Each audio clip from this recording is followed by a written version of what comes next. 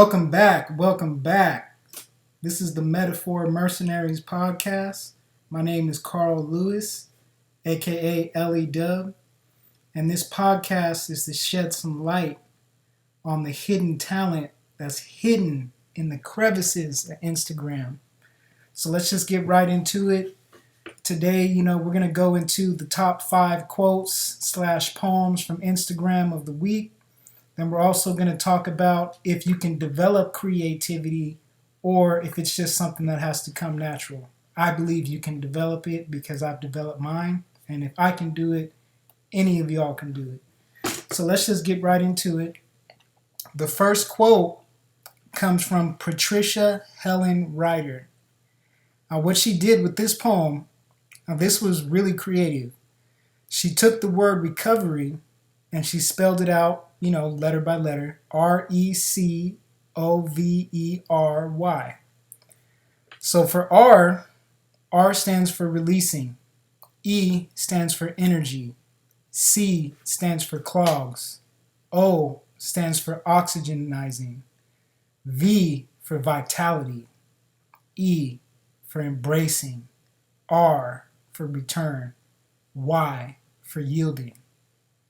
So, putting all that together, recovery means releasing energy clogs, oxygenizing vitality, embracing return, and yielding. Now, that was deep. That was a pretty deep quote just with one word. So what she's saying is, we all know the definition of recovery, right? You might be hurt, you might be emotionally hurt, you might be sick, anything, and you need to recover. But what she did was she broke it down saying recovery is releasing energy clogs, okay? Because everybody gets these from time to time. Sometimes you can't write anything, or sometimes you just, it feels like nothing's in your head. And that's because you got some kind of an energy clog. So very important to release those. Manage your stress, however you want to do it. Working out. For some people, it's fishing. For some people, it's doing their nails, whatever it might be. Make sure you relieve that stress. Oxygenizing vitality. Vitality, what is that? That's a life force, right? So everything needs oxygen. We as humans, we always need oxygen to breathe. So she's saying you're oxygenizing that vitality. You're giving that vitality life. That's that life force within you, and you're giving it life. Embracing return. What does that mean? So she's saying you're embracing return, meaning you're looking forward to returning to work, returning to school, returning to doing whatever you want to do. Yielding. Yielding means to bring results. Recovery brings results. That's the main point of this. And I just thought that was a beautiful piece. It'd be a good piece for a poster. For athletes, whatever it may be, but this was really creative and it was very well done. Metaphor mercenary right there. All right, let's get to the next one. The next one is from Amanda Wong Poetry, and she writes, "I fear stagnancy of sitting in a bath so long, the water runs cold. If I sit too long, I'll wrinkle up faster than I realize. One look at my fingers, and I want to shrug out of my skin and start new. I hunger for everything, and yet even more." Deep. Now, what she was saying here is she was using the bath as a figure of speech. It was a metaphor. She wasn't literally talking about a bath, but she's talking about stagnancy, right? So she's saying, stagnancy is like sitting in a bath too long. The water will run cold.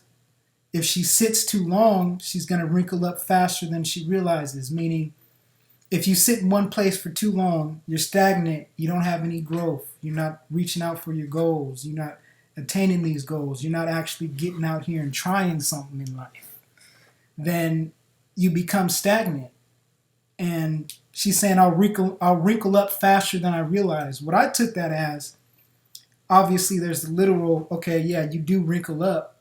if you're in a bathtub for a long time, but she's saying like, I'm going to get old before I realize if I just stay stagnant and I don't do anything with my life, years go by, months turn into years turn into decades. Next thing you know, 70, 80 years old, you sitting back thinking, damn, I wish I would have did this. Damn, I wish I would have did that when I was 25. Damn, I wish I would have did that when I was 35. That whole type of thing, because that happens a lot. Even I have regrets. I'm not that old. I'm 33 years old, but at the same time, looking back on things, and hindsight is 2020. But just looking back on things, I think back to things and say, yeah, if I would have did this or if I would have did that, I would have been much better off at this point. So the object is not to be stagnant. You have to keep reaching for something, keep going for something, keep raising your own bar. You don't want to be stagnant and just do the same shit all the time. And she says, and I want to shrug out of my skin and start new. I hunger for everything and yet even more. So what I believe she was talking about is just the, human nature. Once you get something, you're not satisfied, right? So let's say you wanted that house. You want to go buy that house or that condo. Once you get that house or that condo, a lot of times you're looking at the next thing. Like, okay, now I want to put in a new tile floor. Then you get the tile floor. Then after that, you're saying, well, damn, now I want, these new dual pane windows. And I want a stripper pole in my condo, And that type of thing is just natural. That's human nature. But I feel like as long as you continue to reach those goals and continue to set those goals and, just go about it in a healthy way, that can be a good drive for you. So let's read that one more time because I kind of chopped it up a little bit. I fear stagnancy of sitting in a bath so long, the water runs cold. If I sit too long, I'll wrinkle up faster than I realize. One look at my fingers and I want to shrug out of my skin and start new. I hunger for everything and yet even more. Powerful. Powerful. So let's go to the next one. Next one comes from The Mental Writer. And it's just a quote, but it's a powerful quote. It says, don't be someone now you can't accept later. Don't be something now. Don't be someone now you can't accept later. So what he's saying is, you don't want to take actions now and do things that you'll regret later. That's what he meant by don't be someone now you can't accept later. It's not that you're actually changing who you are. It's your actions, because at the end of the day, your actions make you who you are, right? So you don't want to take actions that you'll regret later. And that seems simple. That seems like a simple concept, but, when you're in the heat of the moment and things are going on and you start to get emotional and people are saying different things to you, it's hard to remember that. It's hard to stay in that straight frame of mind, especially if you have a little bit of liquor or anything else. Those emotions will come right out. You might attack somebody, do something you don't really want to do. So don't be someone now you can't accept later. Powerful quote. Powerful quote. The Mental Writer. Metaphor mercenary and a true wordsmith right there. Let's go to the next one. The next one is win in silence. Let them think you're losing. And this comes from O. Hintrovert. Again, he says, win in silence. Let them think you're losing. Now, that's powerful, especially in today's age, because, we all sit here on social media and, we've trained ourselves to tell everybody everything, right? We trained ourselves to go on social media and tell everybody, oh, I just went to Starbucks and got a free cup of coffee, Or, oh, I'm going to go apply for this new job. Oh, I just finished school. Oh, I just did this. Oh, I just did that. Like, you want to be silent about a lot of stuff, especially to people who aren't that close to you. And the reason why I say that is because your impact has a lot more. I mean, you have a lot more impact on people if you just do things instead of, waiting for everybody's approval for it, bragging about it. Just win in silence. Show everybody the end result. Don't say, hey, I'm going to start a Metaphor Mercenaries podcast. Just do it and then post it. Let everybody see it. You have to, you have to show people with actions. You can show people better than you can tell people. Showing people is the best way to tell people. You have to live it in front of people. You can't just speak it out of your mouth because, everybody speaks, especially nowadays. Everybody's capping. Everything is cap. Oh, I got this, I got that. Instagram, fake jewelry, fake followers, fake everything. So show people your actions. Win people over with your actions, not just your words. Let's get to the next one. Now, this next one comes from me. So it says, the master of his fate knows it's never too late to take census of where dreams populate. The master of his fate knows it's never too late to take census of where dreams populate. Okay, now let me give you guys an explanation of this. The master of his fate. What's the master of his fate? Master of his fate is someone who knows that he can achieve something. He's not waiting on validation from other people. He's not waiting on an okay from other people. He takes action. He or she takes action and just gets shit done. Being a master of your fate means that you're not reacting to things. You're not living in a state of, oh, I can't do this and I can't do that because this happened to me when I was a kid, or my girlfriend always makes me do this, or my boyfriend always makes me do this, my mom, and this and this happened to me. If a master of his fate doesn't make excuses, a master of his fate just takes things, makes a goal, and goes and does it. Okay? To take census of where dreams populate. What did I mean by that? Let's get into that. So what I meant, what's the census? Census is what is, it's like an estimate of the population. You got the Census Bureau, they go around, they make you fill out those little boring ass forms and they knock on your door, they're annoying, all that. Well, they keep track of the population.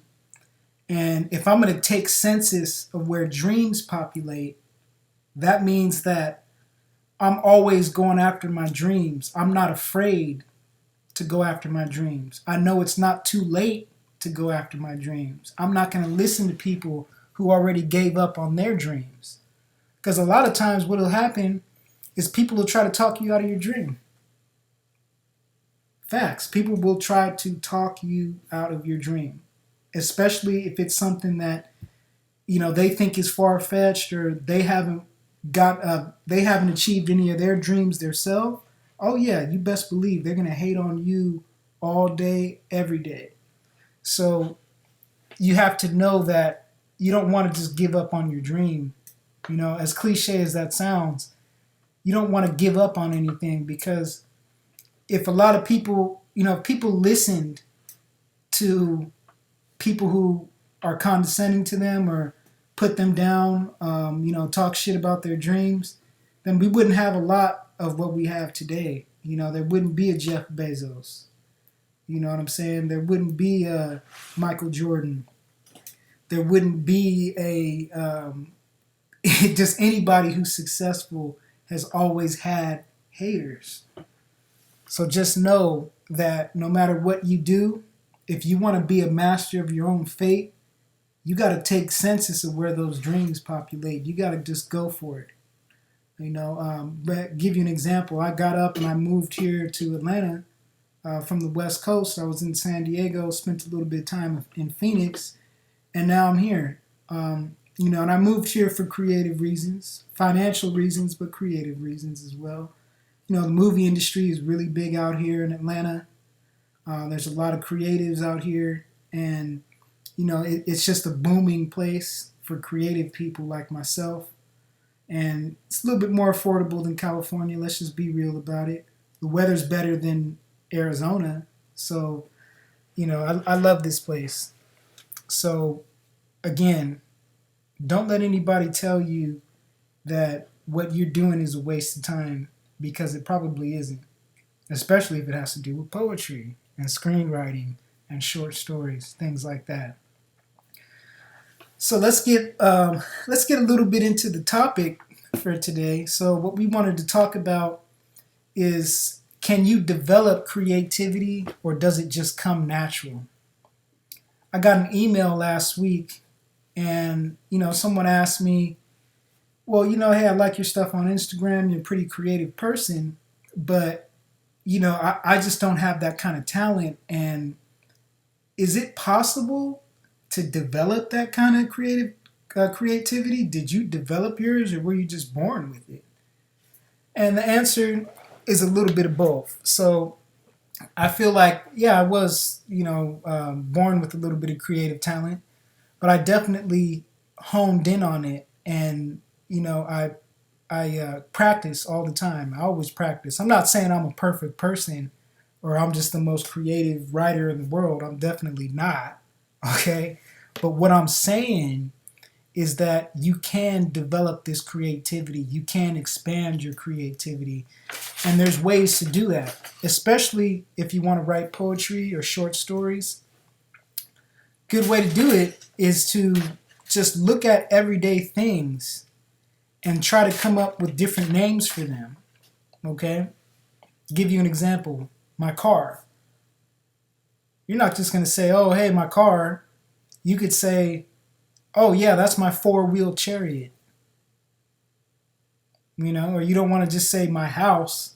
You can say, well, this is my four-walled torture stake because I hate my house so much.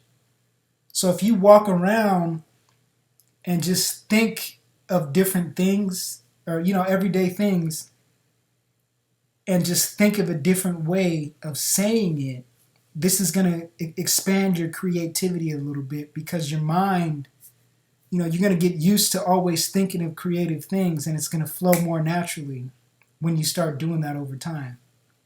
Now, another way is to listen and read other poetry. I'm not telling you to steal people's stuff and try to sound like somebody else, because that's what a lot of people do. But what I'm saying is, when you listen to poetry and you listen to the creative ways people use other words, you read short stories and you listen to the way people express themselves. You read screenplays, or you watch screenplays, and you watch how the artist just kind of paints the picture with the video. That really helps expand your mind, and again, it keeps you in that creative space up here. Your mind is like a fucking muscle. If you don't use it, you lose it. So if you don't practice being creative, guess what? You're going to lose it. And it's going to be harder for you to conjure that up and bring that up out of you. So always be writing, always be listening and reading other poetry. Look at everyday things and think of different ways of saying them. This will really help you. One last thing. You also want to make sure that you're coming from a place of expression and not just trying to impress people. So this is where I get into the whole expressing versus impressing. If your intention is just to impress people and get attention on Instagram, your work, it might be good, but it's not going to be genuine, and it's not going to be as good as if you were just expressing yourself and not really worrying about impressing people and the likes and this and this and that. Of course, that's important. We all want that validation, don't get me wrong, but at the same time, you want to make sure that you're expressing yourself and it's coming from an authentic place and it's not coming from your ego. When you're expressing yourself, you're being creative. When you're trying to impress people, at the end of the day, you're just trying to stroke your own ego, you know, and you're looking for validation. Make sure that you're not looking for validation with your writing. You're looking for creative expression. But anyway, that's all for today. I know you guys enjoyed this. I enjoyed talking to everybody. If you want to link up with me, you can always reach out to me on Instagram at L_E__dub. Send me an email. It's clws87@gmail.com. Whether you want to come on this podcast, you want me to read some of your poetry, but it has to be good. I'm not just going to read any poetry. It has to be good. But or you want to collaborate with ideas, we can talk more about short stories and screenwriting, whatever you guys want to do. Just hit me up. I'm always available. I'm always here. Definitely trying to network with everybody. So stay safe, stay creative.